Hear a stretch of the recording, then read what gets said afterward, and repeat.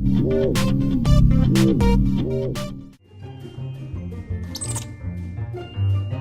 you tired of high-pressure tactics? No, I'm not going to sign that. It's too much. At Community Auto Group, you'll find we have a straightforward approach. If other dealers have made you uncomfortable, give Community a try. You'll enjoy your experience here and find a straightforward deal that's right for you, not high-pressure tactics. Community Auto Group, straightforward deals from the straightforward dealer.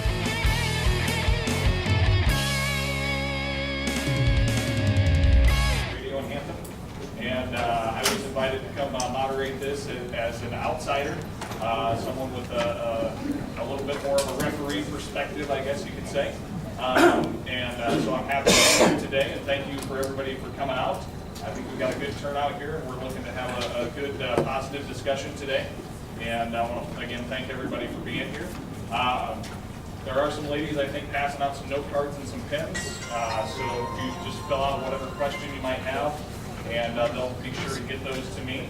Hopefully we can get all of those questions asked and answered in a timely fashion. While you guys are writing your questions and thinking of what you want to say, we'll go ahead and have all the candidates introduce themselves and what office they're running for, and just maybe a brief statement about why they're running for that particular office. Thanks again for coming. I'm Quinn Simmons. Run for mayor here in town.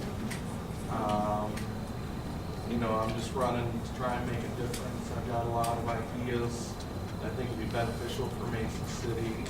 I think that it's essential that we keep a positive voice here in Mason City and all of our leadership. And I want to thank everybody for showing up. John here mediating, and then the folks that put this together. Hi. First, I want to thank for stepping forward the local D106, the Union Boilermakers out of Lehigh. And I want to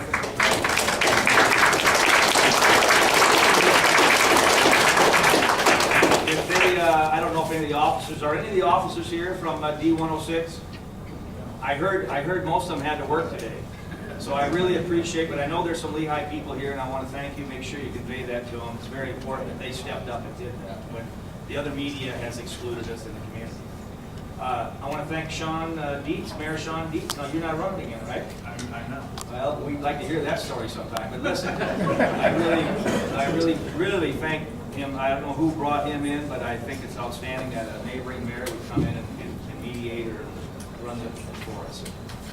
Most of you know me. I've had a 30-year career in this room and a couple other rooms, the old City Hall and upstairs here, either the front of the room or the back of the room. You know what? I'm very thankful that that's longevity.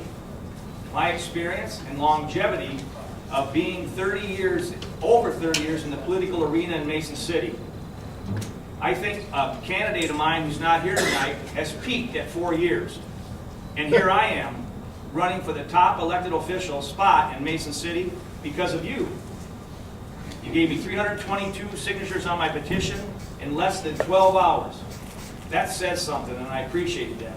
I'm going to run as mayor, and my platform is going to be real simple. We need jobs. We need to work together.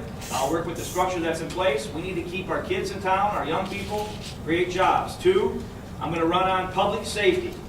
We need to fill, we don't need to budget the taxpayers, on the backs of the taxpayers by not filling positions in our police department and fire department and cherry picking the way things are. We've got a great police and fire as part of our safety net, and I'm going to run on that. You're entitled to that at least, along with clean air and water.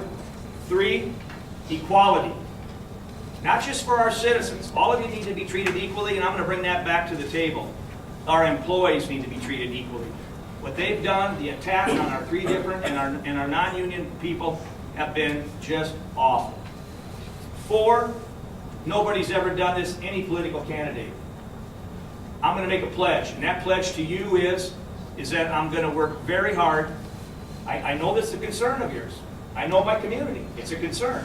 I'm going to work extremely hard. I promise my community, the citizens, my family, and I'm going to work at being, with you, you're going to help me, be the best darn mayor this city's ever had. And I would appreciate your support. Thank you.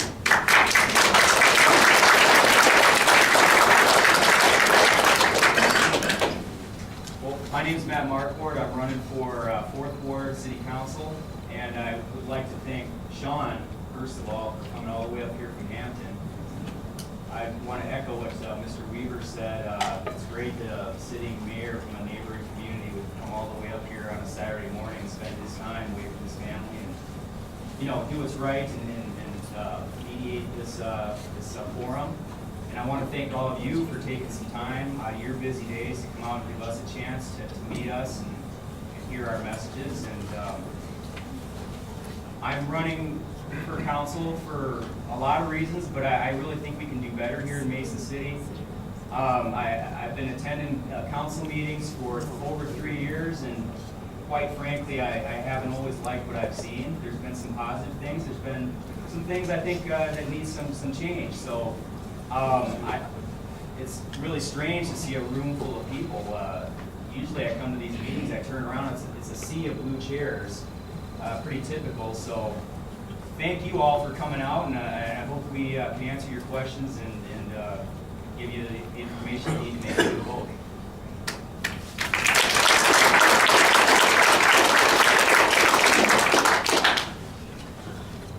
Leonard Foster, I think most of you know me. I've been in this community over 60 years. I served in the council back in 2000. Can't hear you. Oh, I'm sorry. Served with Max Weaver. I think we had a pretty decent council at that time. Other than those that trying to tear us down every meeting that we had. But the reason I'm running again is that I don't like what's going on right here with this group. They've been hoodwinking you, and your taxes, by the way, they keep talking about your taxes going down. They may go down in 2014, but believe me, they're going to go back up the following year. They've raided the reserves, and reserves is like a savings account with most of us. When that's empty, what do you have to do? What can you do to put money back in there? We need to increase taxes, cut services, cut employees. In fact, they've already tried to do that with the sanitation department. And that was with a group of 2 or 3 council members that were trying to do that. And when you have employees in the city, we have one of the finest group of individuals in North Iowa working for the city of Mason City. The streets department, sanitation department, in-house folks, and you can't find a better group of individuals. But when they're running around after 20 years, they've been on the job, afraid of their jobs, because you've got, I don't want to get negative. You've got an individual that rode in here on a white horse and thinks he's going to be he said he was going to be the best mayor Mason City ever had. And right now, he's the worst. In fact, this council is the worst I've ever been around. It's already okay to disagree because everyone doesn't think alike. So John Skipper loves this group because they all think alike. They walk in step with the bookminder. And I think that's wrong. There's another reason too. They're not representing the common person, the blue collar worker, the seniors. They're representing the country club set. I think everybody knows that. And I think it's about time that we have somebody to represent the whole of Mason City, regardless. So I'd like you to elect me so I can get back in the game. And ones we have running right now, I think it will change things a lot. Thank you.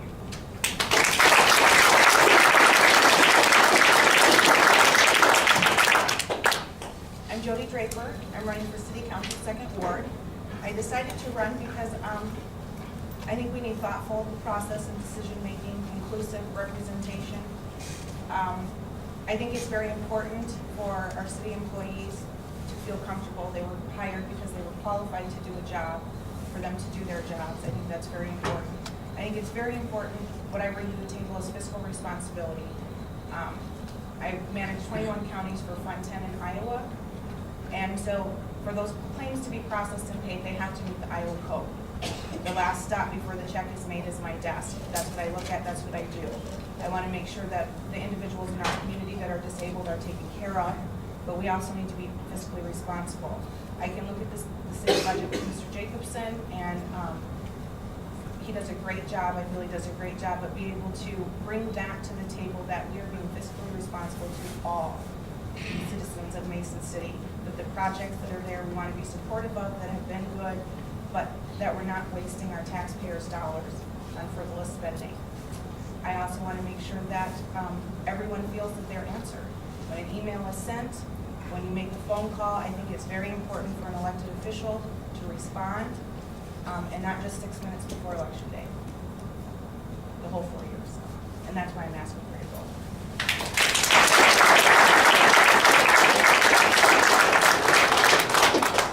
I'm Cheryl Girk, and I'm also running in the second ward for council. I've previously worked in Washington, D.C. in the Office of Planning and Budget and Program. Sam, could you speak up a little bit? I previously worked in Washington, D.C. for the National Institute of Education and the Department of the Treasury. And I decided to run this summer because I think we need effective representation in the second ward, and that's something that we haven't had since Leonard has run. We need somebody to be responsive to the people. And having went to several other trials this summer, I was extremely embarrassed at the lack of our personnel policies. The fact that we have so much problems within the police department with the trial.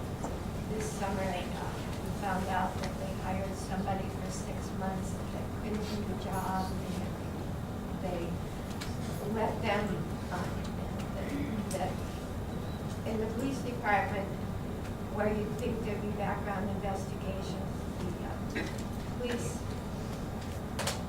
chief told his staff that he was hiring this individual who everybody admitted couldn't do the job for 6 months, which means we, the taxpayers, were paying for somebody because they had worked at the Hennepin County Attorney's Office.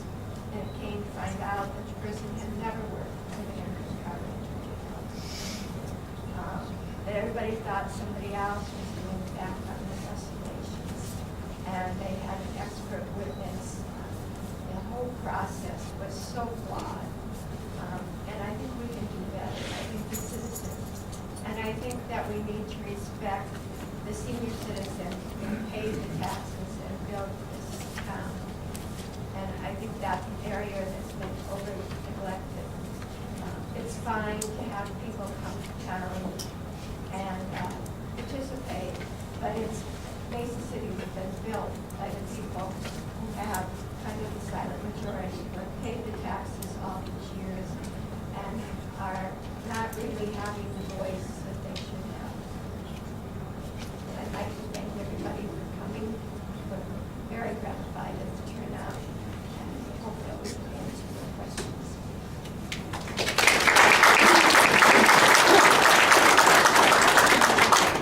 Okay, well, thanks for that, everybody. What we're going to do, I've got a lot of good questions coming in, and what I'm going to do is I'm going to try to spread all these out equally. I've got some that are coming in that are specific to each of the candidates, so we'll address those as well. But if you have a question and you would like it addressed to a specific candidate, please indicate that. Otherwise, I'll probably just ask it at random for the sake of time. We probably won't ask each candidate each question.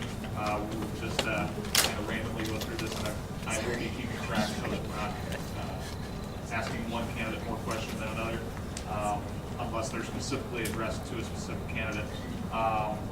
And just for everyone else's benefit to know, I did do some research before I came up here. I didn't just come in cold. I talked with a couple of members of North Iowa Media and also with City Administrator Brent Trout to try to understand some of the issues that are facing the town. And I was up here on Wednesday doing some research on that. So I'm not completely in the dark on what's going on. So. Okay, first question.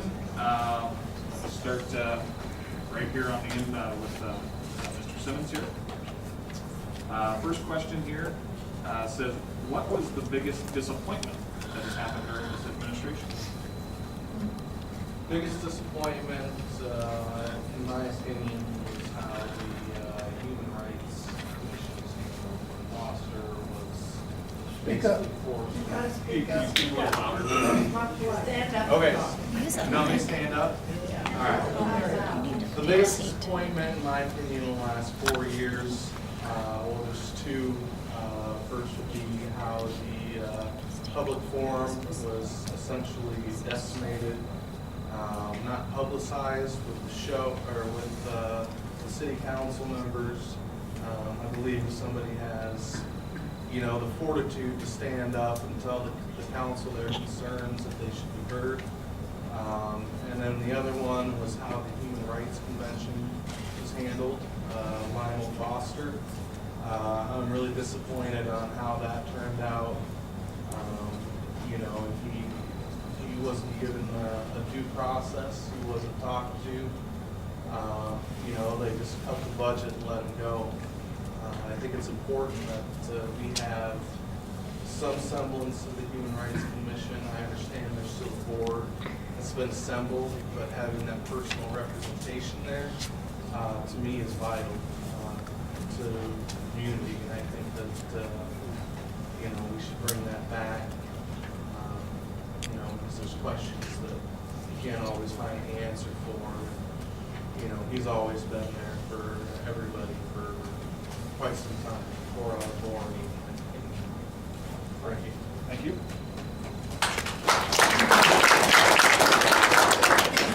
Next question we have here is directed to Mr. Weaver. His question is, you were strongly opposed to the library remodeling. Do you still think it is a mistake? You know what, I wasn't strongly opposed to it. What I tried to tell the community was that it's too much. $9 million was too much. And guess what? This past budget talks, the council members talked about, and the mayor, privatizing the coffee shop and this room here and renting it out.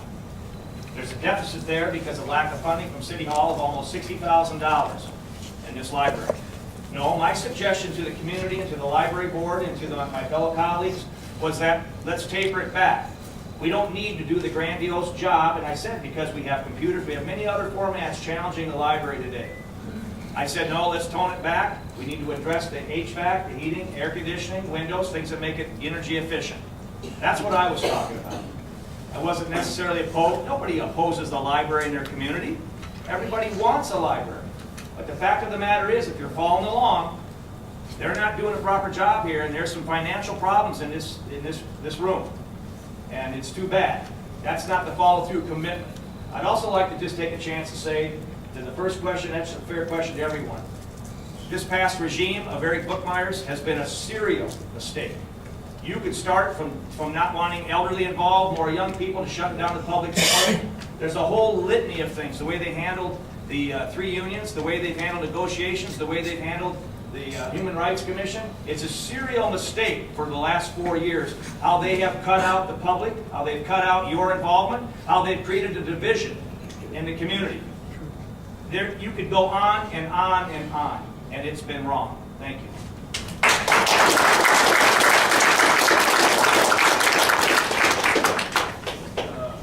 Next question from Mr. Markwart. Do you believe that Mason City should have a minimum wage higher than the federal and state minimum? Well, no, I wouldn't go that far. No.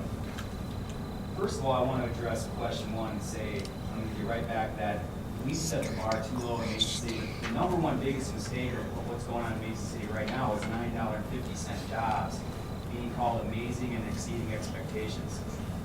That's a problem in this community right now. And the only way to address that is with new leadership. So that's number 1. Number 2 was the way our sanitation workers were treated. I'm sorry, but that was just wrong to the way that was handled. I think that could have been handled much better, much more professionally.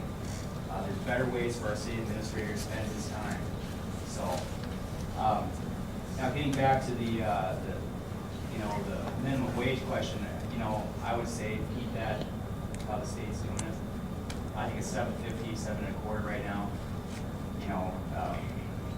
950 is amazing, 7 to 25 is not far off, so, but I want good paying jobs in Mason City. I want us to be, you know, working for $20 an hour jobs with benefits. And I don't see that on the horizon. I haven't seen that in the past. Well, I've been paying attention for 3.5 years, and I haven't seen a whiff of a $20 job come to Mason City, hardly, at least from our EDC and our chamber of working with the city hall. So I'm not that interested in minimum wage jobs because they're so great. You got to have 3 of them. There's so many in Mason City. So I don't want to talk about minimum wage jobs. I want to talk about higher paying jobs.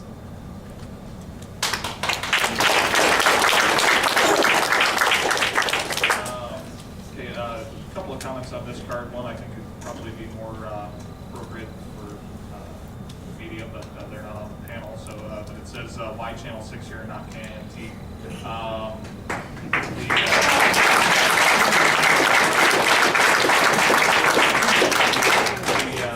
The question, direct to Mr. Foster, how would you handle a situation like the hospital?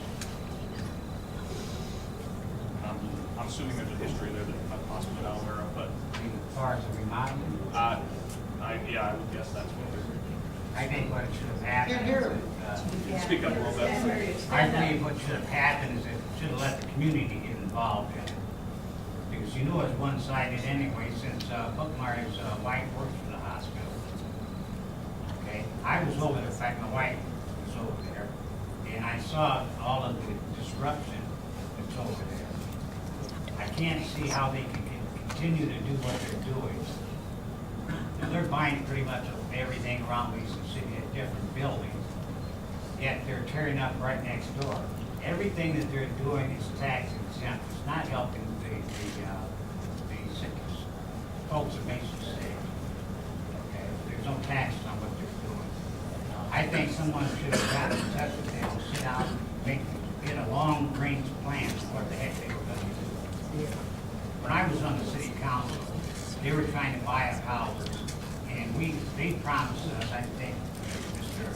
Weaver might remember this, they promised another parking lot, they would put up a ramp. Well, what did they do? They went out and bought a bunch of houses up over there, and they put up a parking lot. They didn't keep their word. I think somebody should have some type of committee to address them and ask them exactly what they're going to do. Another word I heard, and I don't know how true it is, that Mayo was trying to move in. I think a lot of folks would be happy with that because of some of I'm not bad-mouthing the whole hospital itself, but I have an issue right now with my wife.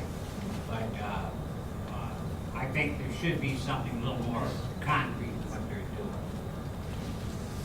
I think they should set up a committee, and any time that they wanted to do something, rather than just bulldoze a bunch of houses down, they said, we're gonna do it anyway. They should have a committee that would address this to the citizens and to the city council, and not a biased city council. Thank you.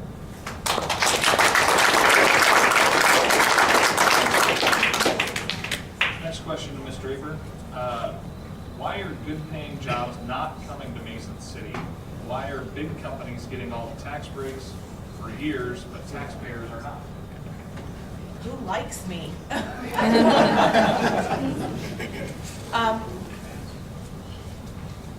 The big paying jobs not coming to Mason City, I don't know if we're not marketing correctly.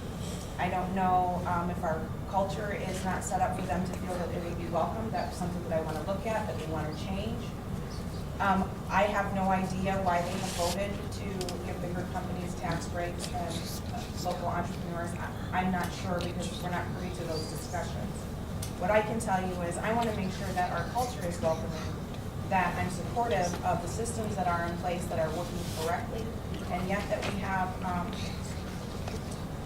some internal controls, meaning that you don't just get to set up a situation without there being some discussion, without there being people to answer to, so you know why those situations are being set up, why those dollars are being spent, and why it's a good investment. I want to make sure that we don't do anything to discourage companies from looking at us, but at the same time, we need to make sure that we have internal controls for the community that is here, for the businesses that are already here, that we are taking care of them also. The Avenue of the Saints is a great example. I believe Charles City has done an excellent job, Mr. Fox, in getting businesses and grabbing the traffic that comes from the Avenue of the Saints. Our exit that is there off 65, 3 miles before the first restaurant. There's no gas station, you have to drive into town. I don't know why we're not marketing that very well. The infrastructure is there and we can start grabbing people. It's a great place to start some sort of community business, something, and we're not grabbing it, and I don't know why. And so those are things that I want to look into. I want us to grow, I want us to expand. I have 6 children who are growing up and starting families of their own, and I would like for them to be able to stay here with good paying jobs. And when the average mean for a family working 2 is $40,000 and our rent is $568 a month, $9.50 doesn't even cover that after taxes are out and everything. So we need to be looking at what we can do to increase that so our children can stay here, our grandchildren can stay here, and we can be a family community.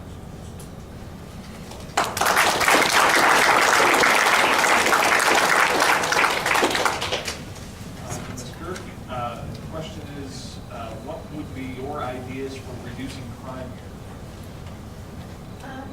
I think we need to be proactive. In so many situations, I don't think that we take the initial, whatever has happened, seriously enough. I think we need to involve more citizens, and I think we need to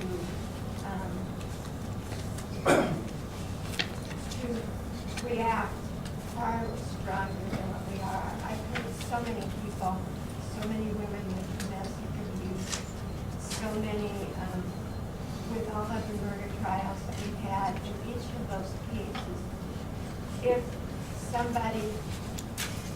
there had been an initial, for example, in the one case up by Casey's, there had been a incident the day before in which somebody had to physically put the person in the car. I can't believe that with all the traffic, that the police didn't hear about it. If they had been up there, patrolling, talking to cases management, people came back the next day in an incident of far greater magnitude. It seems like to me that would be a far greater use of our resources than to have people come to court and spend day after day after the fact. We need to make a stronger presence at the time things happen, the first instance.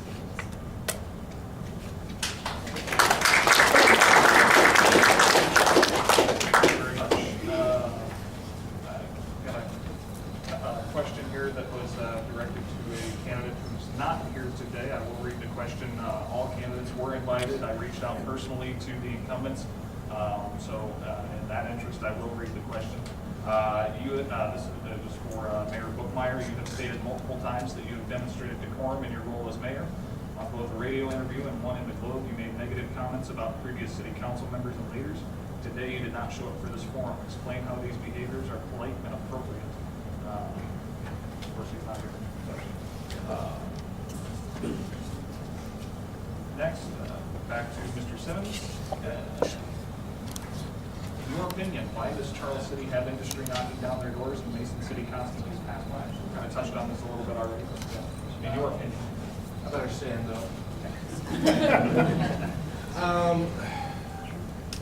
There's a lot of things that businesses look at when they're when they decide to relocate to a new city.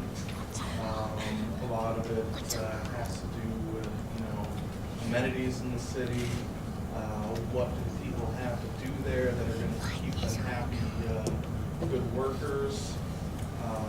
They also look at crime, and how the leaders act in the city.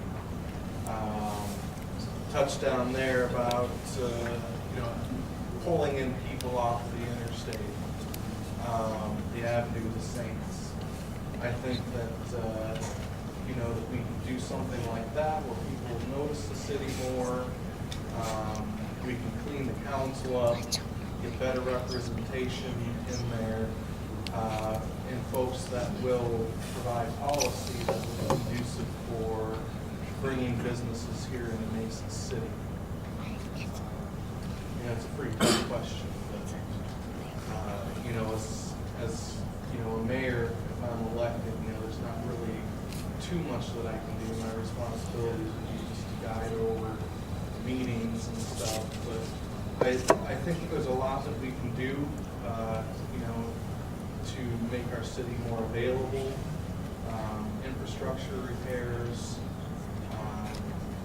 you know, anywhere from that to, you know, maybe possibly TIF funding. I know that's kind of a touchy subject with some people, but, you know, if we're going to bring jobs here to Mason City, we've got to act like we want them.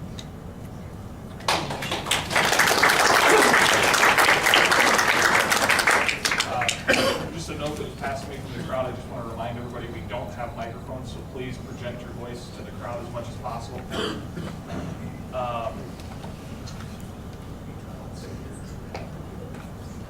This one's addressed directly to Max. What will you do that will make you the best darn mayor Mason City's ever had? You know, I'm looking forward to that. I came from that generation that grew up watching Andy Taylor. Remember Sheriff Andy Taylor? I know you do. Great guy. You know what I'm going to do? It's real simple. It's real simple. This is where experience comes in. And I've got loads of experience working with you, and you know who I am. This is what I get to do. I get to be the leader up here, the mayor. I'm not running to be a council member anymore. I don't have to really scratch and claw my way for yes or no votes. I get to be the leader. And how I'm going to do that is I've got a plan that I put together. I've been fortunate enough to work with most of the mayors since the late 70s, 7 or 8 of them. And I'm going to take the qualities of 3 mayors that I've seen that I really like. Roger Bang. I talked to Roger this morning, actually. He's very disappointed in the small ball that he calls this council has delivered in the last 4 years. I wish he would expound on that more for you. I'm going to take a quality that Mayor Bang had brought to the table, brought to this room, brought to the community, and that he was an excellent ambassador to the community. I never heard that man say anything bad about anyone. He was gracious, shook everyone's hand, welcomed you to the room, welcomed you to Mason City, welcomed to the office of the mayor of Mason City, better than anyone. And I learned that, I watched that, and I saw it, and most of all, I saw how he treated me. Somebody who clearly was his opposite at this table. Respectful. 2, Mayor Stanley Romans, Doc Romans. Had a fun time with the Doc up there in the library when we had our meetings up in the 2nd floor for years. His council meetings sometimes would last till 10 to 11 o'clock. There's a reason for that. Number 1, he brought cookies and coffee back to these meetings, Today, you've got an average of 2 citizens coming to these meetings. Mayor Bookmeyer has accomplished his statement he made in 2009 that Weaver, when I get done with the council meetings, they're going to be as boring as watching paint dry. He achieved that goal, and what a goal that is. I'll bring you back into this room. I'll fill this room. You're going to be engaged. You're going to know what's going on, and we're going to create the best darn community together. Thirdly, Ken Q, Mayor Ken Q, can be rough, but he had a side to him that worked for everyone, and that's where I got my equality. Ken Q would listen to whether it was an employee or a citizen. If you had an issue, a complaint, or a concern, he would address it and make sure you got an answer. 2 meetings ago, a council member sat right here when a legitimate question came from one of those 2 people that come to the council meetings, which, by the way, 35 to 45 people came when I was at this table. We're going to bring that back. That lady had a question to the council, and an obvious council member had the answer and told her he could not talk. Is that what you want in your government? I'm going to incorporate those 3 things from those mayors, and because I know you, and because more importantly you know who I am, we're going to make the best community together, and I'm going to be the best darn mayor this town has ever seen.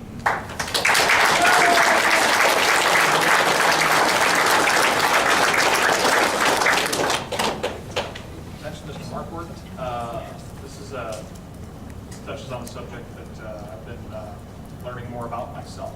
It says, I'd like to point out one key issue before us today. This is underlined, open meeting violations. As sitting mayor and council reps, how did they all decide separately to not participate in today's forum and Monday's forum? This is a clear state violation, and I'd encourage each of you to contact the state ombudsman's office. Now, the question that I would pose to you is as a council member, how would you work to ensure open meetings and enforce open meetings and cooperate with those standards? Well, I certainly couldn't presume to answer why or where our incumbent candidates are today. I hope they're with their families and having a wonderful morning. We're here working with the people of Mason City, being open, and I think everyone in this room knows that I'm probably one of the most open guys you're gonna find. I mean, there ain't much I'm hiding out there. I've made my opinions known. They're out there. I stand behind everything I've said. So, you know, as far as the open meetings go, I want to open it up how it is and then times 10. I don't want to have anything hidden from the public whatsoever. I want to see a full room. I want to see a packed house at the council meetings, the work sessions. I want to bring the rank and file people back in and get their opinions on city matters. I don't want to just hear from the top 10, the bottom 10, the middle 10. I want to have everybody involved. I want to represent everybody, no matter how much money you make, what color you are, what you know, what your heritage is, anything. So, as far as the open meetings go, we'll definitely work to keep those as open as possible and publicize when they're going to be held and welcome everyone in with open arms.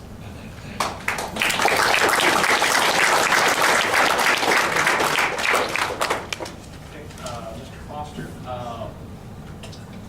trying to get through this here. The Globe article stated our mayor made bad remarks about Max. What were they? I guess that's not really directed toward you. This would be more poignant part. Will the council meetings be returned to the people that you're elected? Yes, definitely. They were when I was on council before. They have been, they always should be. But since Mr. Bookmeyer wants to hide stuff, he decided to cut you off. I agree with Max Weaver. We had a lot of Somebody in the back who can't hear you. Speak up again.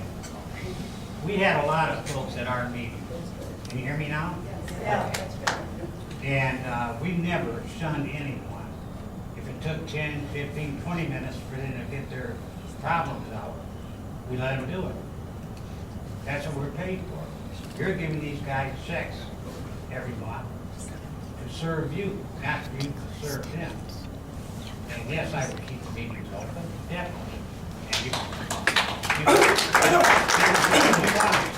like Max said, some of the council meetings years ago, it goes 11 o'clock. Well, you know, you got something to do besides that, get off the council.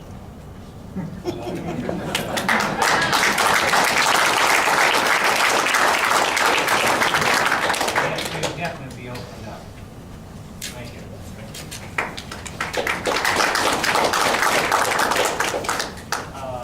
This one is directed directly to Ms. Draper. It says, how do you feel about running against 4 people?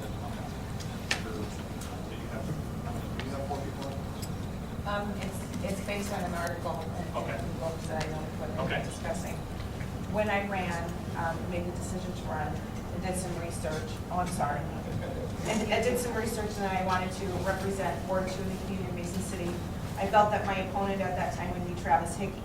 He's not my enemy, he's my opponent. He lives in Mason City, he's a father, he works a job. We just have different philosophies of how city government should be run. With the newspaper articles that have come out and radio stuff, they have slated the 4 of them against 4 of us, which is unfair to Ms. Girk, who's also running for Ward 2, and Quinn Simmons, and Jeff Christie as a write-in. I'm running for Ward 2. I did not realize I was running against the mayor, against the at-large incumbent, against the 4th Ward incumbent. I thought our democracy was set up. I ran at-large, or I mean 2nd Ward, and that Travis Hickey and myself and Cheryl Girk would present our ideas and let the public decide. Instead, it has become an us against them. I did not start that, and I do not feel that that is correct. Whoever, the voters get to decide who sits at this table. I don't. And so whoever is at this table, I need to be ready and willing to work with for the community to be a team player. And being a team player does not mean that you always agree at the table. You can have a discussion, that is okay. You can do it in a professional manner because you're representing the public, and that is how it should be. But it's okay to disagree, and it is okay to have a no vote. It is okay to say there's two sides to this story and we need to make sure that this other side is represented. I want to make sure that we have that discussion until we reach consensus, and I do not think it's fair that as incumbents, life is not fair, but I don't think it's correct on policy in our democratic process to state that the incumbents are against the candidates and that we have 4 people to run against instead of just who we chose to run against and be our opponent in our ward.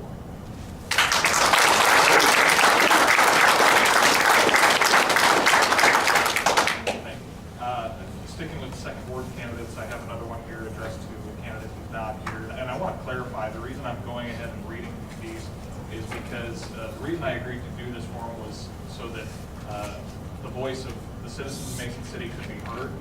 And I think that's important. And so whether the candidate is here or not, they had the opportunity to show up, so I feel like the comment should be read. This is for Travis Hickey.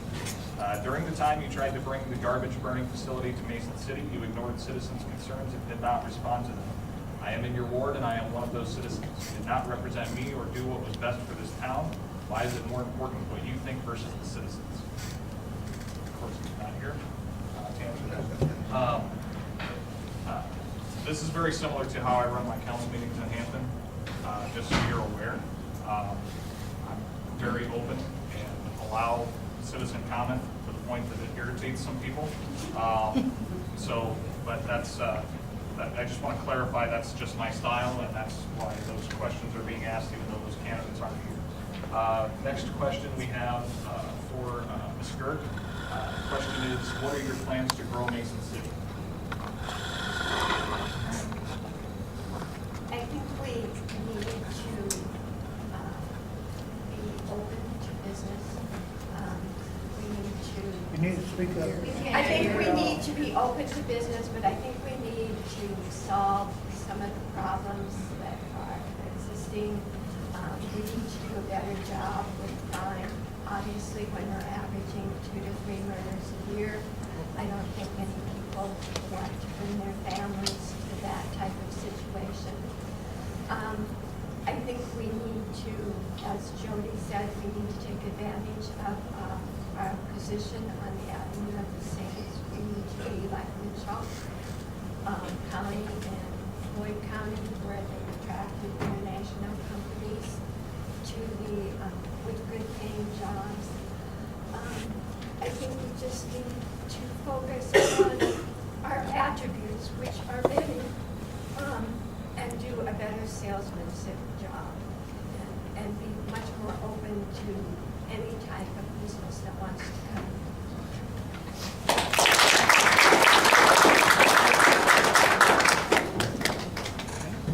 Back to the front here to Mr. Simmons. Question is, what are your ideas to bring unity to Mason City to all classes? To all classes? That's what the question is. I'm assuming that means income classes, various groups. Okay, well, I think that it's important, and a lot of people have mentioned this before, that a lot of the policies have been legislated and enforced in our city council is reflected upon a certain percentage of Mason City, top 10, 15% of Mason City, the statues and, things along that nature. I think it's important that the community is very involved with government. The community feels as though they can be comfortable speaking with government, and that we should also make sure that we have legislature and spending bills and budgets that are more beneficial to more than just one social class of people, but rather the entirety of Mason City. So I think it's important that we include everybody. No voice is too big or too small. Encourage it. Like I said, bring the forums back to where they were so people can feel as though they have a voice in the government. And just, like I said, encourage people to contact their representatives and make sure that if their representatives aren't going to help, they're not calling them back or returning phone calls or emails. If I'm elected mayor, you can contact me, and I guarantee you I'll get on their butts about that. But yeah, thank you. Next question's directed to Mr. Weaver. The question is, something that people did not like about you was you're wanting a gentleman's club in Mason City. Is that still of interest to you? Well, I can't tell you if that's an interest to me. That's pretty personal. But listen, no, folks, let me tell you again. I'm going to tell you this right now, and the representative of the Globe Gazette's here, and I hope you know what, before you write your article, that you check with all of us, get a clarification, and be extremely accurate what you're going to tell the public of Mason City. You're writing so fast, I don't know how you can make sense of what you're doing. That was another miscue by that Globe Gazette newspaper and 2 council members who thought they got Max Weaver. The truth of that whole issue was this.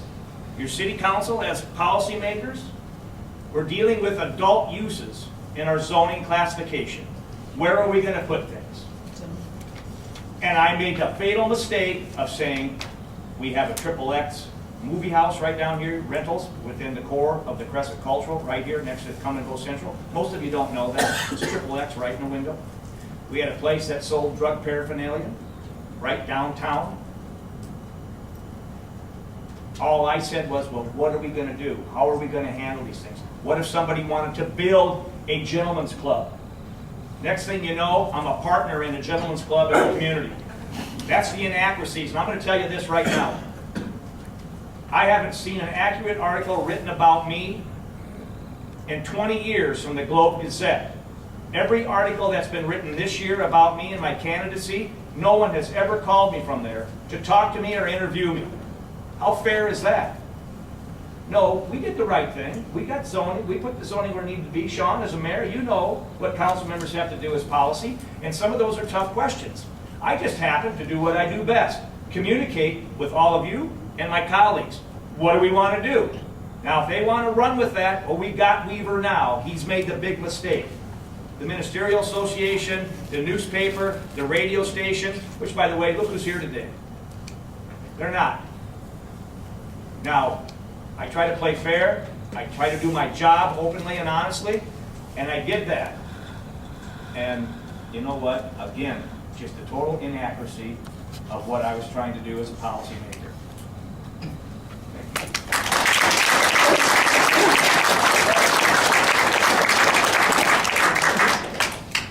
Mr. Markwart now,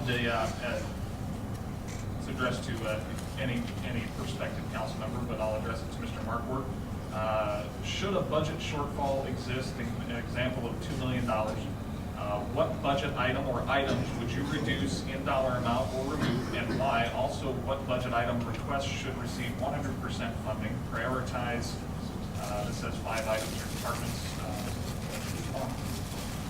It's an interesting question, Sean, because due to the fact that our existing council and mayor,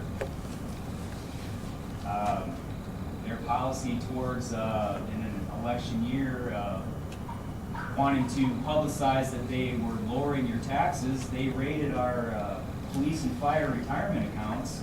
And so we're going to be looking at some problems right off the bat when hopefully this new council gets elected. So we might actually be dealing with some of those problems right off the bat. Now, as far as prioritizing what I would cut, I mean, I certainly couldn't sit here and, no one wants to cut services. I mean, that's the last thing we want to do. No one wants to have a higher tax bill either. I'm sure a lot of you folks are fixed incomes. A lot of folks in Mason City are inching by. Let's be frank. Let's be real with the people. Let's not sugarcoat the realities in Mason City. I don't think it's fair to gloss over that. So as far as what I would cut, you know, the last things I would cut would be public safety. I would definitely not want to remove a police officer from the streets. An EMT or a firefighter. Those are, you know, requirements for a safe community, but I don't know where we would cut, because I don't know, we don't want to cut any services, so I don't know how to answer that question right now until I have the budget hearings.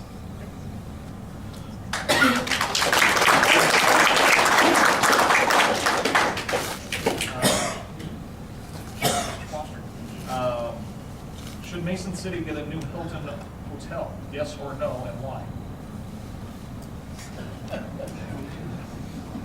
Well, when I was on the council, the issue came up, and myself and Roger Bang and Kevin Moore, I was one of the doctors. I contacted Marriott up in Minneapolis, and they told us to go to Rochester and talk to the folks over there. Can't hear you. Okay, sorry. Marriott Hotels wanted to come to Mason City. We went over to Rochester, and they said, yes, we'd like to build over there. Well, at that time, right where Wells Fargo is, Vince Jorgensen owned that property.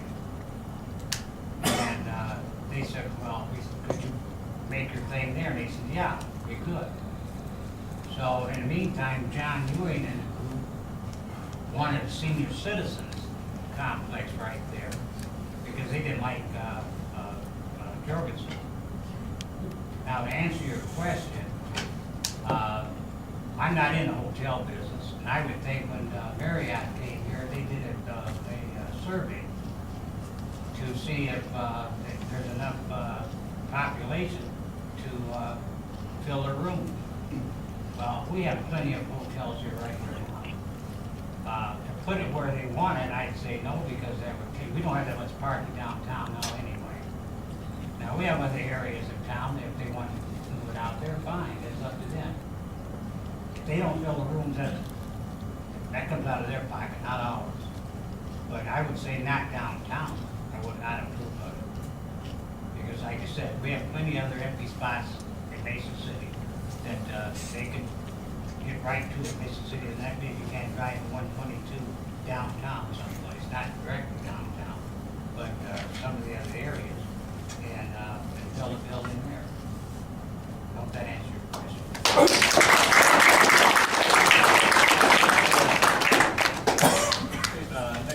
The next question is for Ms. Draper. EDC Director from Charles City has done a stellar job. Would you set a committee to try to recruit him to Mason City?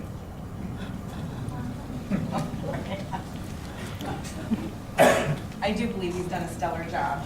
I do believe at the time that they were looking for someone to do the EDC here in Mason City, that Mr. Fox's name was mentioned several times and for people to go and recruit. Speak up. I don't know that that would be the right thing to do, since he is comfortable in Charles City. That would be up to him. However, I do think we need to maybe investigate his philosophies, how he has his formulas working, how he has Charles City being marketed so well, because he obviously is doing an excellent job at in getting jobs that are higher paying with benefits and growing Charles City. So I absolutely tip my hat to him. He's excellent at his job. I would hope that we would be able to grow that here, do that here in Mason City. We have a lot of amenities here, and bring those things here. I would want to work with Mr. Willett and make sure that, you know, he has some internal controls, for lack of a better term, and see where his skill set is at, and if it's just a matter of a different philosophy than what Mr. Fox has, or a skill set, hard and soft skills. But I think that, yeah, we do need to look at that area because we want to grow. But I want to be supportive, but we also need to be honest in what we're looking at and where we need to move forward.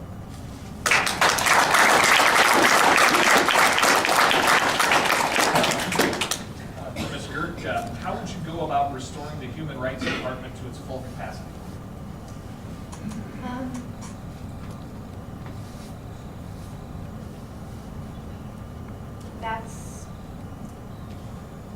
a difficult question because with the mayor's appointments to the commission, we have a totally different philosophy.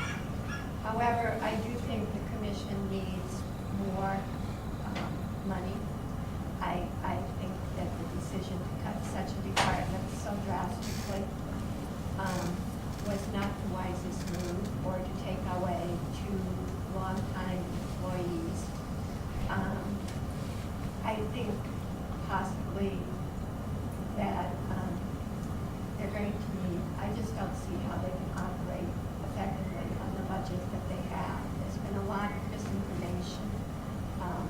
They were receiving money, we're not subsidizing, for example, Mr. Pointers would say on Ask the Mayor program that we were subsidizing other towns and other what's called. Anytime they took intake, they got money from the federal government. With Amy now leading at least a terrific Lloyd and how they're going to do their intake, I think we just need to have a philosophy that the Human Rights Commission is important. They possibly need some modifications to their budget, but to hack a department that severely and to take away 2 long-term employees, it cannot help but have an effect here in the community. I think we need to use reasoning and not to react to somebody's individual problem, which I think is the basis for some of the decisions. Human rights needs to be neutral. It doesn't need to be, well, one of my friends was targeted by them, so let's get rid of this. It has to be a neutral group of people who function well together and work for the betterment of it. And sometimes you're going to step on toes, but you need to have a philosophy where you consider it important and that the commissioners that are there are working for the betterment of that commission.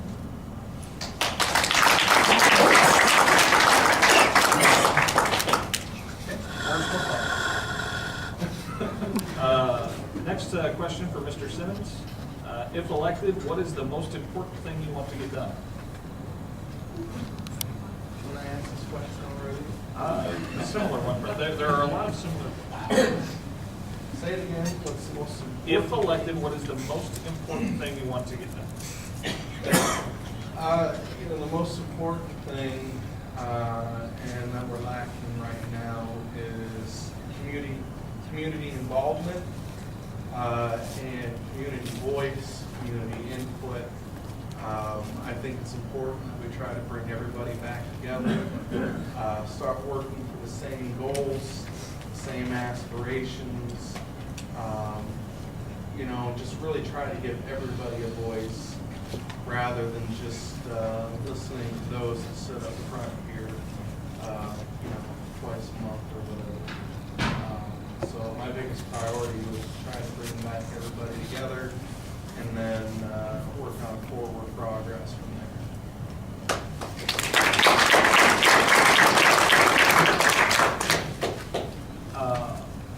Mr. Weaver, would it be to the community benefit to have a neighborhood advocate to help the people with their concerns of their area? Well, we have that already, Sean. Pat Otto is a neighborhood specialist. She was hired several years ago to do that. She does an excellent job. She does an excellent job communicating, bringing the neighborhoods. We have neighborhood watches implemented. My neighborhood, the George and Hanford Park, through Chris Watts and another small board of directors, it was the first neighborhood to implement that. We have that in place, Sean. She can only do what her bosses let her do. And that's the problem. That's part of the division in the community. I agree wholeheartedly with mayoral candidate Quinn Simmons. The #1 issue in this community, we all know what we need. We all know about those things, infrastructure, jobs. It's bringing the sense of community back. And utilizing the $1 million, just over $1 million of professional staff. We need to what we need in the mayor's position right now in this community is a little less Rupert Murdoch and a little more Andy Taylor. And give it back to the citizens of Mason City. Let the staff work. let the structure that's in place with the North Iowa Corridor, the EDC, let them do their job. You know, we need to have a little less politicking going on. Stay out of the way of the fire department, the police department. We have leadership there. All the battalions have leadership. There's a structure in place. Again, police department, public safety net, stay out of the way. A little less Rupert Murdoch and a little more Andy Taylor. This is a community, a small community. We all know each other. We all put our pants on one leg at a time. It's about understanding who we are. And that is lacking. Right here is the evidence. This is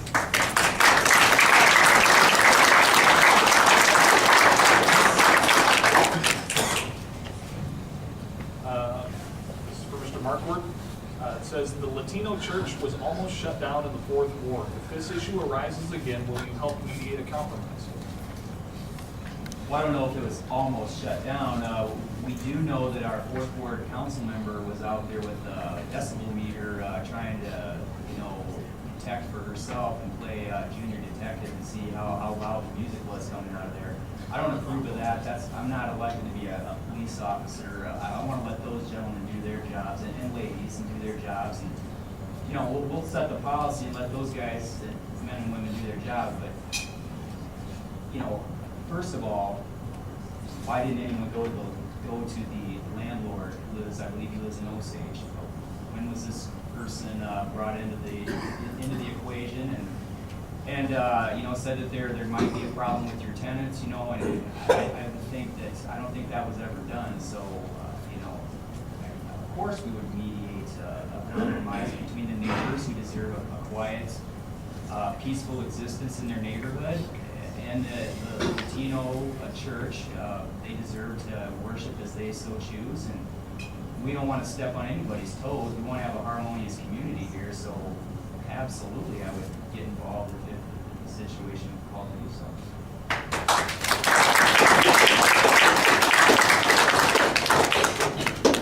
This is another one that I think is more in line of a comment, but as long as we're in the 4th Ward candidates, I'll go ahead and read it at this time. It says, I'm disappointed the 4th Ward Janet Solberg is not here. She is my representative, and her absence is in line with how she treats constituents. She does not return phone calls or emails. We get to her. Says speaks volumes that she's not here. She doesn't care.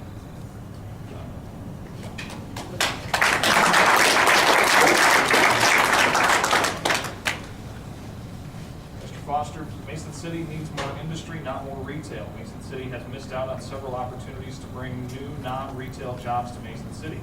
What will you do to bring more non-retail jobs to Mason City? Well, I said this when I was on the council before, and I'll say it again, I'll continue to say it. Can everyone hear me? No.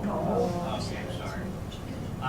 What I would do is form a committee with the approval of the rest of the city council members, have someone with experience, and I know several that are retired, to run EDC.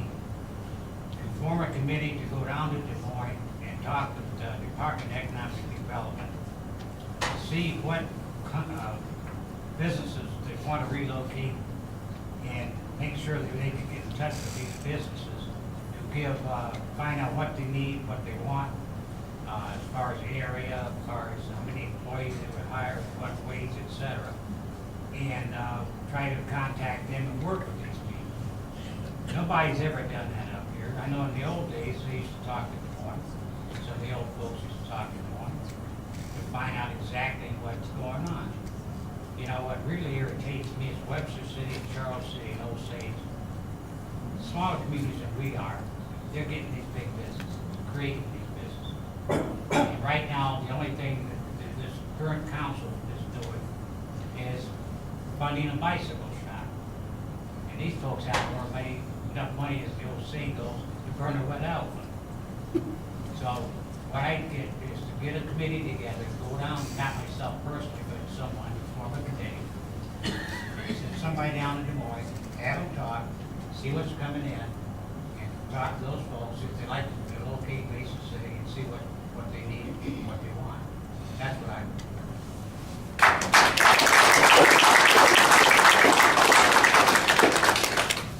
This Draper. That says, when in office, will you clarify the role of mayor and city administrator? Yes, I think that as an elected city official, our biggest responsibility is to adhere to the code. And in talking with city employees, union and non-union, they want to know who their boss is, who do they go to. They also want to know who door policy, meaning that if they choose to talk to someone else, another manager, they don't need to be in fear that they're going to lose their job. But I do think that the code states a weaker mayor position, and that the city administrator is over the city employees. And we need to follow that. That's the code. That's the law for Mesa City, and we need to follow that. We can't expect our citizens to abide by the rules if, as elected officials, we're not going to. And so I think that, yes, we absolutely need to make sure that that is in place.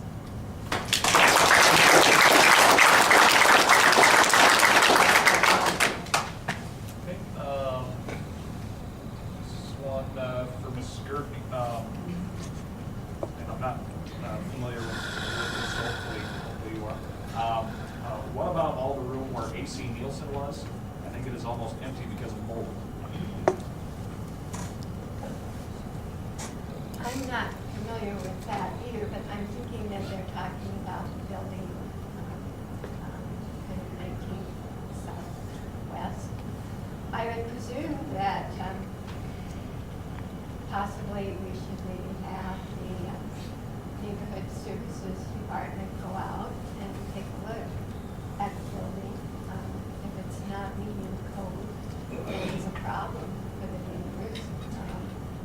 I presume that we have to rely on their report, but whoever owns it is free to, to leave it complete. It's too bad that we lost all those jobs from AC mostly, but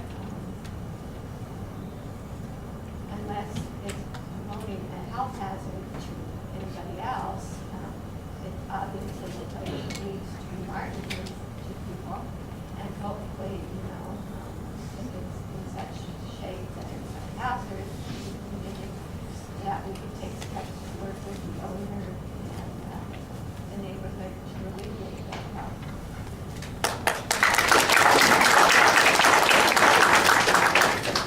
I have a stack of questions here that are all addressed to Max.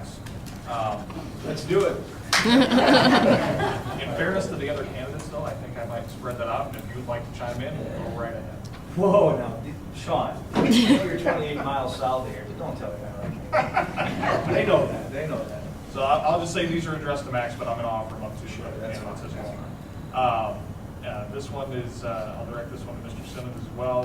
It's referencing if and when you become mayor. The question is, will you throw the timer out? The timer on the public forum? I don't know. 5-minute timer. 5-minute timer? 5-minute timer, is that what they were? Could be. If that's what the question is in reference to the 5-minute timer as far as, public speaking goes, that's tough because sometimes you can't get everything out in just 5 minutes. I believe that there should be a cordial, kind of rough estimate around 5 minutes for people to air out their grievances or their issues or their problems. But not necessarily mid-sentence, 5 minutes is up, sit down. I think it's respectful for both the person who's speaking as well as, the mayor sitting who controls the meeting to, make sure that things are kept respectful. Obviously, if somebody's going on for 10, 15 minutes, reading off 10 pages of notes and whatever else, that might be crossing the line. But I mean, I think something like that can be dealt with on kind of a person-to-person basis. Or not really person-to-person, but rather situation-to-situation. Because there are times when it might be necessary to exceed, that 5 minutes, allotted for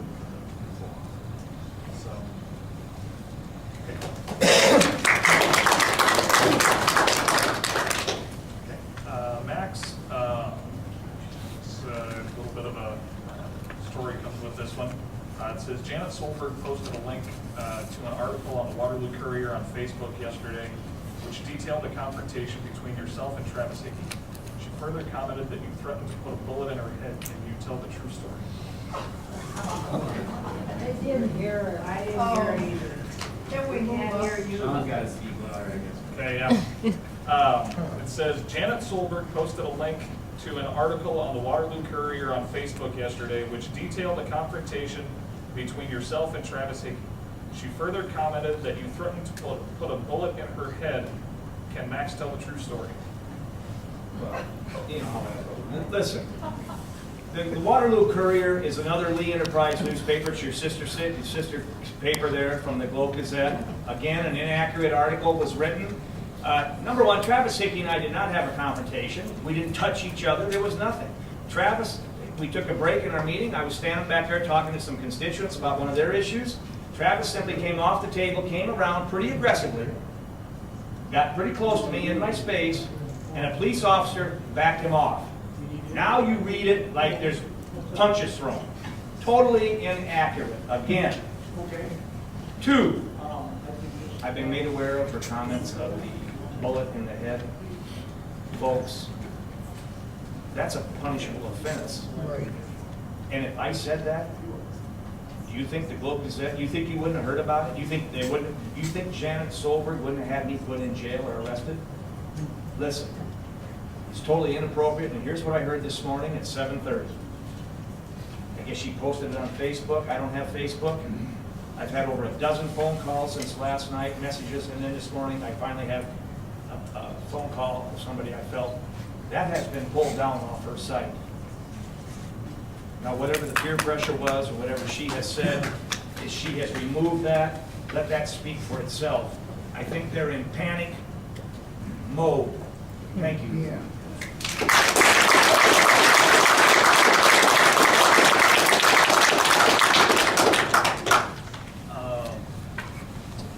Mr. Markward is next. Why did we not get the tire center that went to Charles City and the Target Truck Center? What can you do to bring jobs like this to Mason City?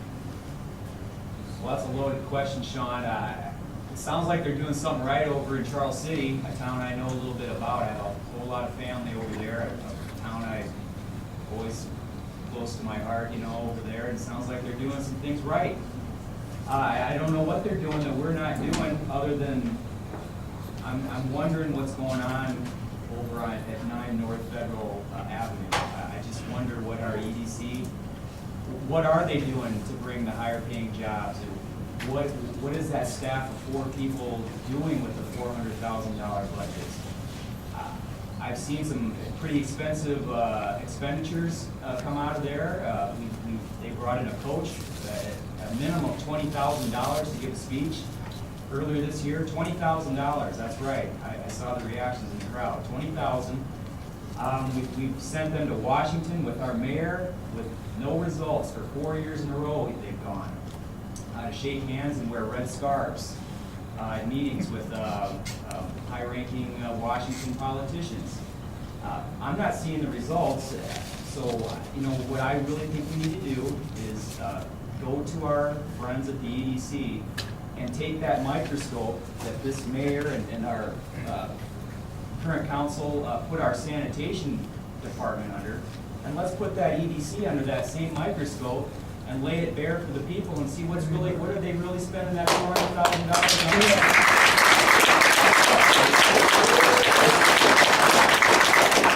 I'll stop right there, that's enough.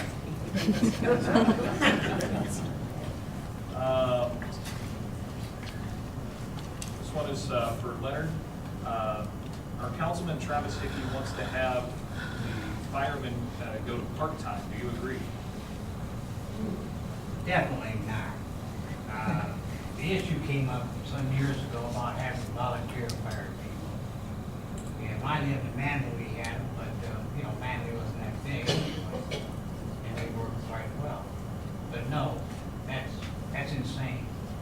For a town this size, they cover outside areas too. To have, no, definitely not.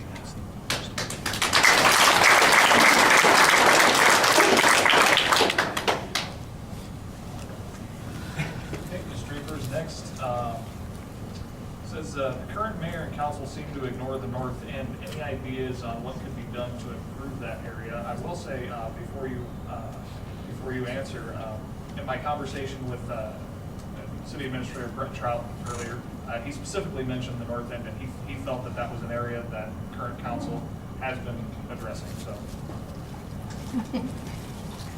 I live in the north end. 1305 North Adams Avenue, I'm pretty north. So I don't know what they're addressing. I do know that Rhonda True and the North End Commission meet, and they look at the north end and with the community, with the neighbors that are there and the people that want to come. And I know that the city council members are invited to do so and be there. And we're meeting on Tuesday. But I'm not sure of their plans. I know that the at-large incumbent has on his website North End with a picture, but there's really nothing itemized of what their plans are, what they're going to do. Would be nice to know.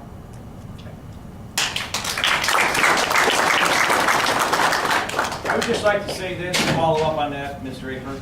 Tuesday night, I believe at 6:30 at Grace United Methodist Church, there'll be a meeting of the North End Partnership, and all of you are invited, and the candidates too. All of us have been invited. We should show up there and see what the plan is for the North. We all have an interest of all parts of Mason City. So that's just a public service announcement. Tuesday night, 6:30, Grace United Methodist Church in the North End, North End Partnership. We're all invited. Next question. Sorry, I didn't mean to interrupt you.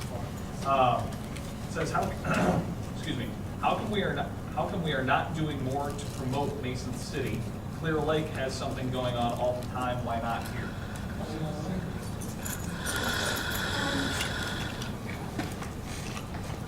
That's an excellent observation. Obviously, Clear Lake has a tourist trade, and so they want to capitalize on that. Obviously, they have a very nice facility here in Central Park that attracts people, such as the Jazz Festival, etc. I think that's probably something to address to the Chamber of Commerce, that we need to coordinate better. Can't hear you. We need to coordinate better events so that they're not overlapping with other events, and try and market better. But I think it has to do with the nature of Clear Lake. They have that excellent facility in Central Park, and obviously they are catering to the tourist trade during the summer.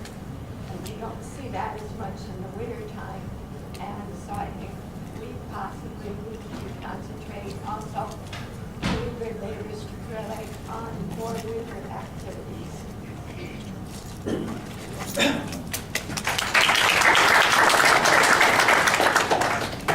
Next note I have here, Frank Pearson. Frank Pearson says Frank Pearson says he'd like to ask the panel a question. Go I ahead, have a sir. question I'd like to pose to one right now on the call. Sure. So, Yep.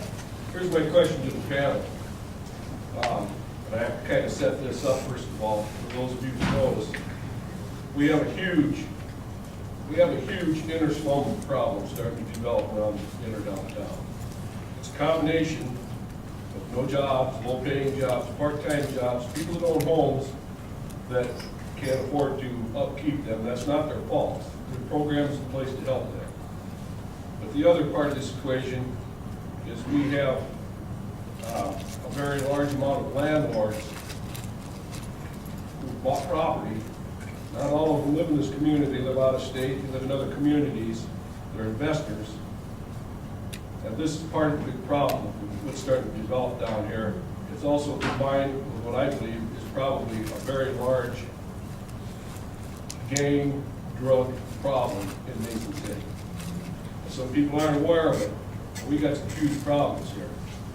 I don't know if our police force has all the training they need to tackle this, or the equipment, or the people. I also know that there's an ordinance put in place this year by Kewen to help address this problem. It gives the inspectors for the city a little bit more clout, put more money into their budgets. They need more inspectors, but to be quite honest with you, this ordinance is not near tough enough. If you go to communities like Red Wing and Northfield and Owatonna and some of the surrounding communities in Iowa, they put extremely tough ordinances in place for landlords. Now, this is a touchy subject because these are investors, they have a lot of money, and this is big business. But if you're going to clean this up, this is going to be a tough deal to do, and it's going to cost the taxpayers money. And if you don't clean it up, it's going to get a lot worse in Mason City. We aren't going to have Mayberry. We're going to have a lot worse situation than that.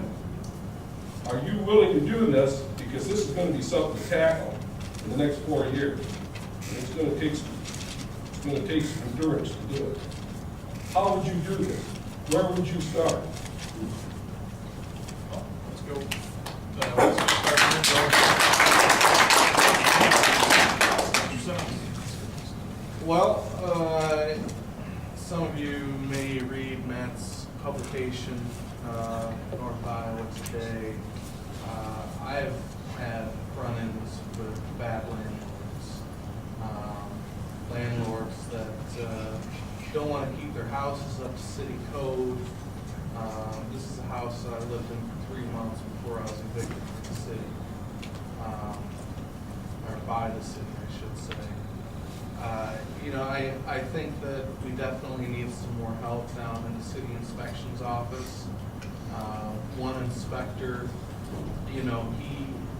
I think he said he hits about every house about once every 5 years is how overburdened he is down there in the inspections office. I also think that we need to unify our code to make it easier for him to do his job. There's differences in the state code and the Mason City code. And there's also laws in place that are there to protect tenants' rights as well as landlords. I had to go to the Human Rights Commission and talk to Mr. Foster about this. He gave me some solid advice. He's not there anymore. I think that we need to be more strict on landlords in regards to this issue, revamp the city code, and then, just kind of let things work out. There are problems. Mr. Hewen's legislature that he wrote, I'm not sure if that's the ultimate answer to the question. There's a lot of open ends, and that legislature was kind of poorly written, to be honest.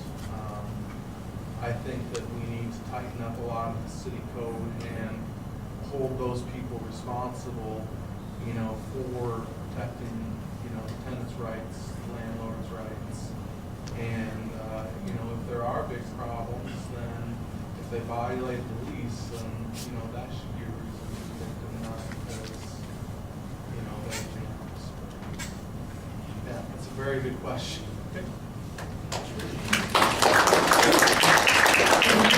You know what? We can always count on Frank Pearson to come up with the big question. I appreciate it, Frank. And I know it's been a concern of yours for a while. Listen, folks, we have everything in place. The structure's there. We have the neighborhood specialist. We have a great inspection team. We got the drug task force. We got a fire department, police department that are part of all that code enforcement and the issues that we have in the community. It's a culture that's been growing for about 15 years in Mason City, and it's peaking. The citizens are scared. I address my platform as public safety, equality, and the pledge to be the best darn mayor. And that's going to take all those things. And Frank, no offense to you, don't make fun of Mr. Taylor from Mayberry. He did an excellent job. Too much Rupert Murdoch, not enough Sheriff Taylor. Listen, those things are in place. What I'm going to do, and I haven't talked about this evening, probably other than talking and meeting, my first goal with the Chamber of Commerce and the North Iowa Corridor and getting on the same page with their structure for you. My second goal is going to be to create probably 3 or 4 different task forces, Frank, and I'll ask you to serve also on this issue. We'll have a task force to address those issues, those cultural issues and changes in our community. And what we can and cannot do. We need to talk about them. Not talking about them, not showing up, not facing the issues in the community is just simply wrong. I'll create a task force, Frank, and I'll ask you to serve on it. I don't need council approval to do that. I'll create a task force and I'm going to work with Visit Mason City about some things that we can do to have some fun in this community to address the issue of Clear Lake, Mason City, and why aren't we more proactive. I'm going to create another 2 commissions on, I want to make this a bicycling community. More and more people, you know this. There's more and more bicycles out there being ridden around town, and we have got to get it together because it's dangerous. We need to educate ourselves about the use of the bicycle and the automobile and how they come together. We need to do that. Along with that, we're going to create some fun. The 4th committee that I'm going to create is how do we keep our young people here? How do we keep our children here? I have a 20 and 22-year-old. I do not want to go the rest of my life with long-distance love. I don't want them living in Phoenix or living here. I want them to benefit and have a great life, and that might happen. They might have to move. But if they're going to stay here, I want them to be proud of Mason City and fulfilled and see the good that I see over my years. Frank, I will address yours absolutely with for a better term right now, a task force to look at those issues and talk about it. I got to tell you, whether it's in your marriage, your personal life, or at your job, communication. The lack of communication causes more trouble than anything. My 4 years will be served communicating openly with everyone, and those task force will be created to look at those issues in the community. 4 very important issues, Frank. Thanks for bringing it. I want to say one more thing. Here's what I found out in 12 years of being on the city council. Do you know what creates a slum lord? You throw it around all the time. Do any of you know what creates a slum lord? I'll tell you. This is what I found out. A slum tenant. People live like you would never imagine. In my task force, there will be a board full of photographs from inspections that will make your hair curl.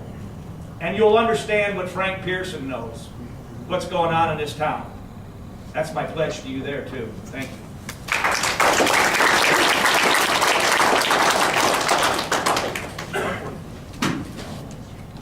Well, Frank, good question, great question. I think it's kind of the root of what's going on in Mason City. It's kind of the elephant in the room. You know, you drive around town, you see right downtown here, I was driving by yesterday, they had industrial-sized vacuum cleaners vacuuming up the fake grass on the plaza. Then you go 2 blocks away, and there's slummy existence all around you. So I guess our priorities are really out of whack here, and it's part of the reason I'm running for council. But we have seen some good, I want to say that much. Near the corner of South Madison and 2nd Southwest, you've seen the failing cleaners and the Star Auto Body, former location there. They've raised that. There's new grass there. They've taken down 1, 2, 3, 4 residential properties at that intersection. I'm all about that. I tip my hat to these folks if they were here today, but they're not here. But I would say that there is some good, and I think we should continue along that path. Those were rental properties. You know, there was a yellow apartment complex there in the corner. By Conoco, that's gone now. The other ones are falling apart. So that's good. But otherwise, I would say, yeah, I think a task force of some kind to look at the cultural differences in the community to bring us together would be great. I will say one other thing. This mayor, who's not here today, in a State of the City address one time, I think it was a year ago, said that there was a perceived crime problem in Mason City. It's not a perceived problem. It's real. Just this morning, there was a 21-year-old young man that stole a truck from the Alliant building there on near South Carolina. Drove it through the gate, crashed it into a house on the south end in my ward, Ward 4. What this young man was up to is anybody's guess, but there are problems here, and there's not a perceived crime problem. It is real. There are drug problems, like Frank said. How do we get to the root of that? Just hard work and facing the real problems in Mason City, not just pretending they don't exist.